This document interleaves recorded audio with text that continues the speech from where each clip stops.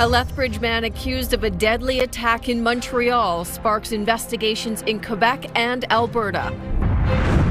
New safety measures ahead of Calgary Stampede. We've changed the design of our security lanes. After stabbings on the grounds last year. And book party in the park. Places for people to have fun, read, experience something off their phones. An outdoor readathon attracts a big crowd. CTV Calgary, local breaking news with Alicia Fieldberg. Hello and thank you for joining us. Police say a Lethbridge man is responsible for violence in Montreal yesterday that left 3 people dead, including a police officer and bystander. The alleged shooter traveled from Alberta to Quebec with a manifesto. Police say 25-year-old Seth Scott Hatfield of Lethbridge is dead, but in his hotel room, he left a more than 100-page involuntary celibate manifesto. It targets women, criticizes capitalism, and blames the pornography industry for increased isolation of young men. Pornhub's parent company is right across the street from the hotel, but investigators have not confirmed if it played a part in the suspect's decision to strike there. Lethbridge police say they're working with Montreal authorities to understand what happened. Officers executed a search warrant in what they call a high-risk operation at Varsity Village residence in Lethbridge. Tyler Barrow has more. A day after a Montreal attack left 3 people dead, including the suspected shooter, Lethbridge police swarmed a west side neighborhood of low-rise townhomes. Putting up police tape and blocking off the street, a tactical vehicle was stationed on site not far from the University of Lethbridge. The Quebec coroner named 25-year-old Seth Scott Hatfield of Lethbridge as the gunman killed in the shooting. Hatfield graduated from Catholic Central High School in Lethbridge in 2019. Thoughts and prayers are with those that are affected by this horrific accident. Lethbridge police confirmed they are working with Quebec investigators, but would not say if the high-risk operation at Varsity Village was linked. Residents were surprised by the police search, but didn't remember Hatfield. I had no idea that he lived on this block. None. Kind of a concern, but I'm not really thinking about it, so I don't know. I haven't seen anything or whatever. The University of Lethbridge says it condemns the shooting while confirming he was a student. Hatfield was listed on the University of Lethbridge's Dean's List for the winter 2026 semester, studying philosophy. The school says it is cooperating with appropriate authorities. Police in both Montreal and Lethbridge are trying to piece together his movements from the southern Alberta city to Montreal. They do have a starting point. A more than 100-page-long manifesto was found in his Montreal hotel room containing violent messages against women and police, along with themes inspired by the incel movement, blaming video games and pornography for increased loneliness in young men. These kind of manifestos in the past have turned out to be the rantings of a person with mental health issues. King says Montreal will lead the investigation, while Lethbridge Police Service will work to speak with anyone who knew Hatfield. They'll also be searching through electronic devices left behind. Did he have, contact with, online chat groups, online, all of that kind of stuff. And if Lethbridge can help fill that information in, that will be useful. Tyler Barrow, CTV News, Calgary.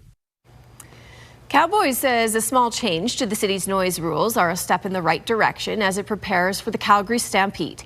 The appreciation comes despite a failed effort to completely reverse new regulations about concert start times and volume. Jordan Canagan has more.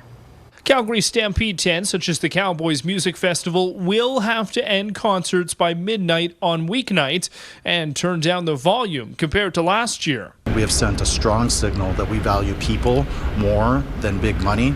This isn't about the Stampede at all. It's about one single bad actor who has chosen to treat their neighbors like garbage. You cannot get away with that in the city of Calgary. A council vote to revert rules back to what they were last Stampede failed on a 9-6 vote Tuesday. I said that we need to listen to business owners, organizations, Tourism Calgary, arts organizations, and that we can maybe hit something in the middle with the decibels, and I thought it was quite reasonable. Cowboys complained the earlier end time for music could lead to layoffs and lost revenue. It's not Stampede itself, it is the Cowboys tents and these off-site events that are causing extreme noise violations throughout the night, right? You got to think about the residents in the area and people who are affected by that as well. Premier Danielle Smith wrote to Calgary requesting the city work out issues with event operators, but the mayor argues community concerns need to be addressed locally. We heard from thousands of local residents about the property damage that was occurring, the loud music until late, nearly 2-3 a.m. on weeknights. The noise restrictions updated in February require outdoor concerts to be 5 decibels lower than last year, but the time and volume restrictions are not expected to impact the Stampede grounds in any way. The Coke Stage, GMC Stadium, they're shut down by 11:30 every night. Nashville North, last live performance on weeknights ends at midnight. Jordan Canigan, CTV News, Calgary.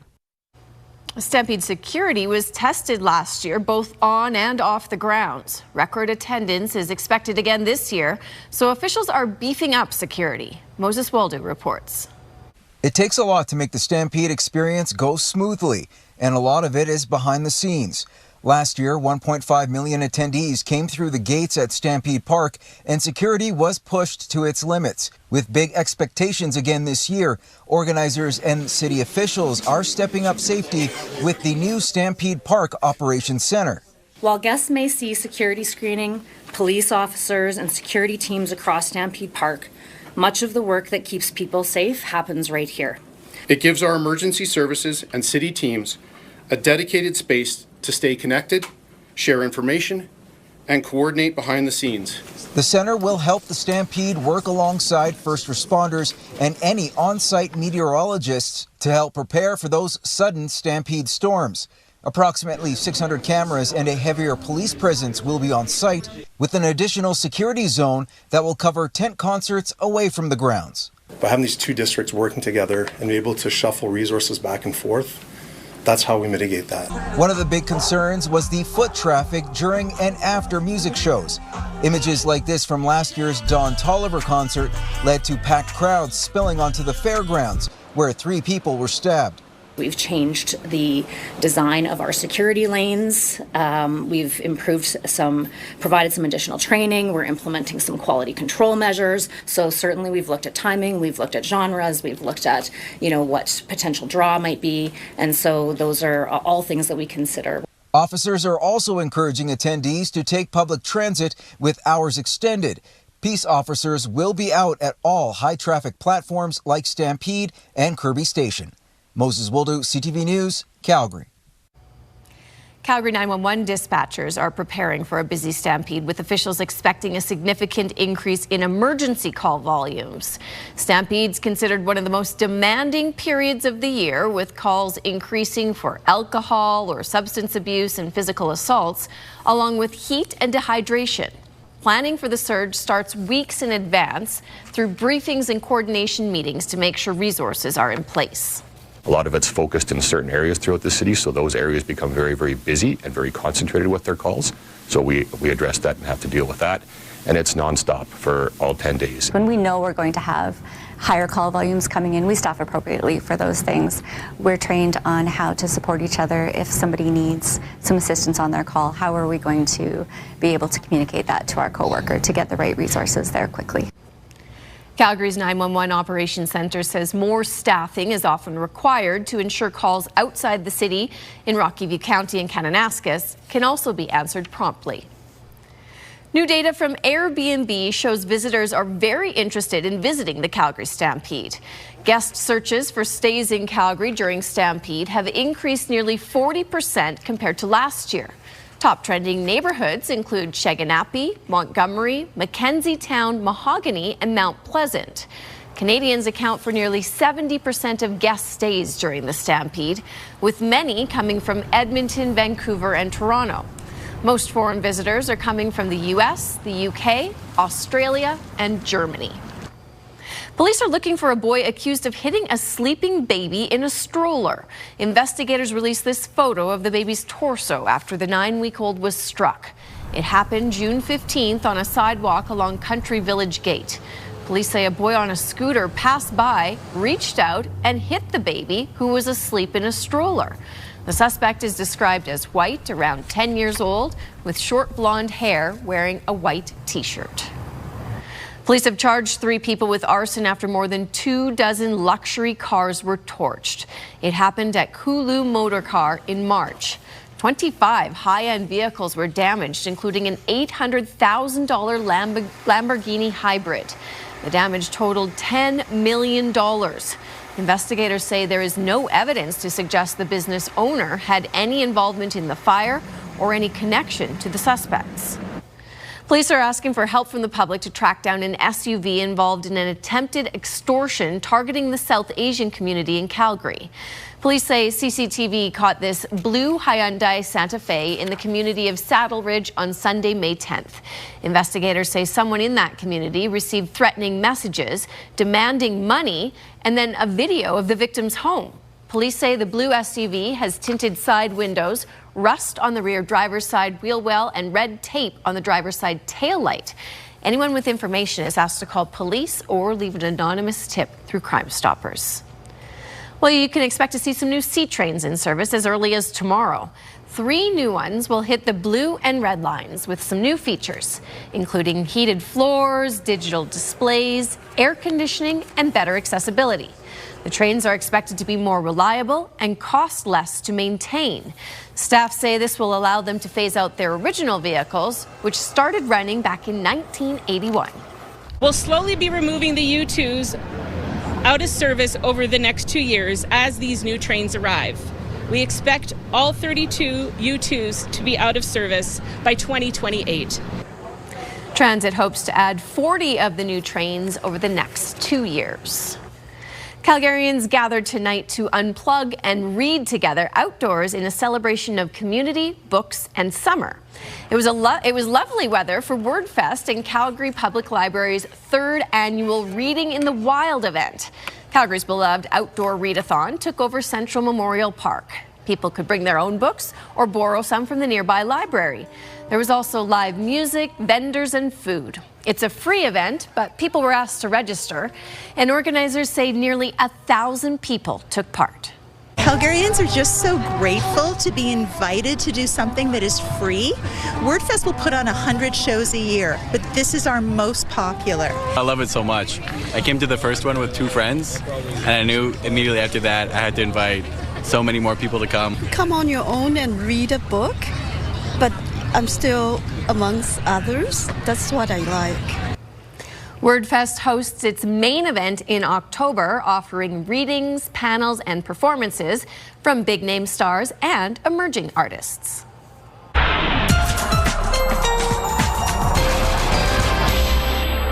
Gina, it really felt like summer today, and I'm hoping that we're going to hold on to that for at least a little while longer. We get a few days of it, which, you know what, we'll take it. After a pretty cool June so far, it is the rainiest month of the year. Sometimes hard to forget that, but we've certainly been seeing a lot of those showers and instability over the month so far, but a bit of a reprieve. Tonight, clear conditions. That'll drop us down to a low of 8, but we had a really nice high today of 22 degrees, and tomorrow's looking really similar. Sunshine for the morning, some building cloud in the afternoon, but a high of 23 degrees in the higher end of the seasonal range there, Alicia. But yes, some more showers in store, unfortunately. We'll have those details coming up in your full forecast in a little bit.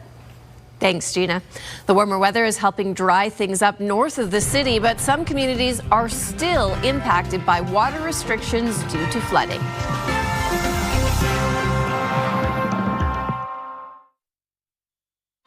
You're watching CTV News, Calgary. Floodwaters are receding in the Edmonton area, but some communities are still restricting non-essential water use. A state of local emergency is still in effect in Tofield, which is about an hour east of Edmonton. Provincial assistance has been deployed and resources are in place. Overland flooding is putting a strain on municipal water systems in some communities.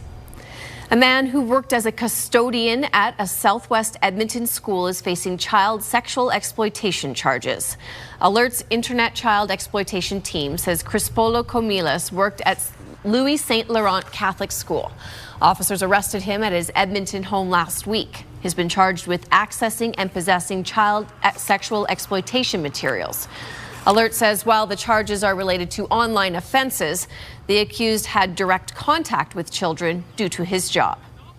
Albertans are tired of waiting for health care, though they rate it highly once they receive it. Now, that's according to a new report by the Alberta Medical Association. The report shows 82% of Albertans saw a family doctor in the past year. But timely access is a problem, with some patients pushed to walk-in clinics or emergency rooms instead. There's also a bottleneck for specialist care, with 1 in 4 patients on a wait list, and half of pediatric mental health patients are unable to access support. 1,100 Albertans were surveyed about their experiences between May 12th and 19th. The full report will be available on the AMA website on Thursday. The province is releasing details about its 10-year cancer strategy. At its core, this strategy is about one thing: better outcomes and better care for every person facing cancer in our province. There's a push to integrate more AI into diagnosis and treatment and create dedicated centers to advance AI tools. By 2030, the province wants 90% of cancer patients to meet wait time targets. Albertans' annual cancer cases are projected to grow 38% by 2040. Calgary is ranked the 23rd most affordable Canadian city, according to Royal LePage. Its data suggests you'd need to spend about 38% of your income for a mortgage. That's for the average Calgary home, priced about $690,000, with about $3,100 a month in mortgage. Other Alberta centres ranked even higher. Lethbridge took the top spot. Red Deer came in at 4th and Edmonton 7th. Calgary Science Centre is getting a boost thanks to funding from the federal government. Nearly $900,000 from the Department of Canadian Heritage will go towards upgrades, including to the audio-visual equipment in TELUS Spark's Infinity Dome Theatre. It will also support safety and accessibility improvements and some exhibits. Well, we've got some warm weather on the way. Gina Martin's along with her forecast after the break.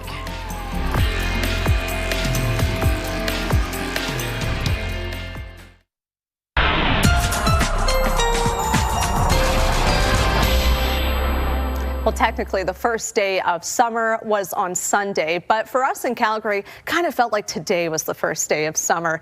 Lots of sunshine this morning that allowed the surface to warm up and get us into a nice seasonal high of 22 degrees today. Now, this map saying we were a little cooler at 20, but some other stations in the city did say we managed to get up to 22. So we're going to go with that. Edmonton not far behind at 24 today, and our neighboring provinces really benefiting from a ridge of high pressure right now. So we're all hanging out around seasonal. That story continues tomorrow with a high of 23 in store for Calgary, 26 in Brooks, same in Lethbridge, and 25 in Medicine Hat. Some really nice temperatures to carry us through the rest of the work week here.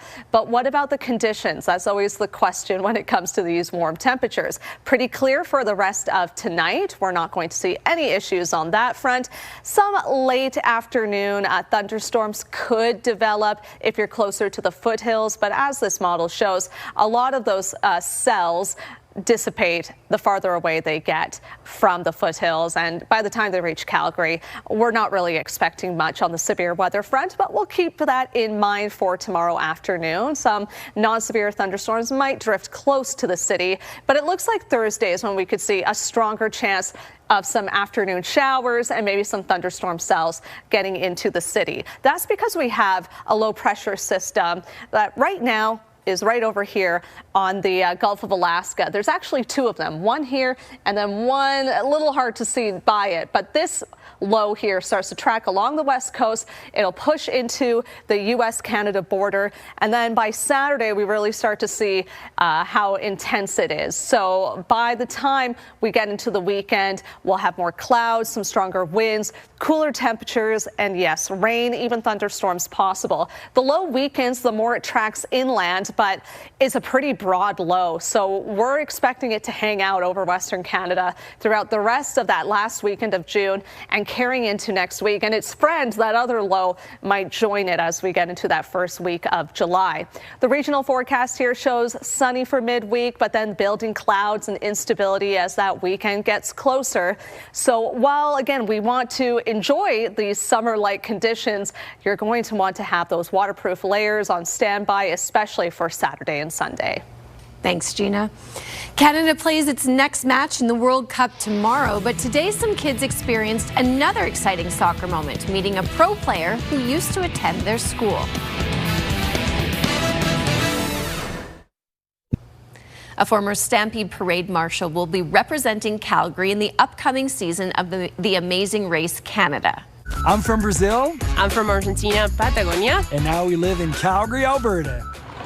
Felipe met Clara while crossing the Americas on horseback, and they now live in Calgary. They will compete in Season 12 of the Amazing Race Canada, which starts July 7th on CTV and airs the next day on Crave. This year's race kicks off in Whistler, BC. Canada will try to win its group as it faces Switzerland tomorrow at the World Cup. Meanwhile, closer to home, Wild FC hosts the Halifax Tides on Saturday at McMahon, and today the team went back to school. Glenn Campbell reports. Maya Jones went back to her old stomping grounds on Tuesday morning. The Wild forward went to Sundance School when she was a kid. Now she was back to talk to the students about the importance of staying active and to connect with the fans. Good morning, everybody. I think it's kind of just bringing it back to our fans and kind of our fan base, and a majority of that is the children in the community, and I think it's really special that I can do this at where I began my elementary school. For Jones, it brought back some fond memories. She even got to see her kindergarten teacher. For me, it's very nostalgic, and it brings me back to a lot of memories that I had just in this schoolyard, and kind of showing that you can start anywhere to live up to this dream is really special to me. It is so cool to see, and to see somebody just really striving for what they want to do and getting it done. I love it. For the kids at the school, meeting the Wild players was special, and you never know, from this day there could come a future athlete. The soccer players will inspire them to play soccer or any sport. Well, our school absolutely loves soccer amongst many other sports, and I think it's just really exciting to be able to see the team come and Maya to come to promote, to say, you know, this could be in your future too. Jones wasn't the only Wild player that went to Sundance as a kid. Anderson Williams also went to the school, and it also brought back some fond memories.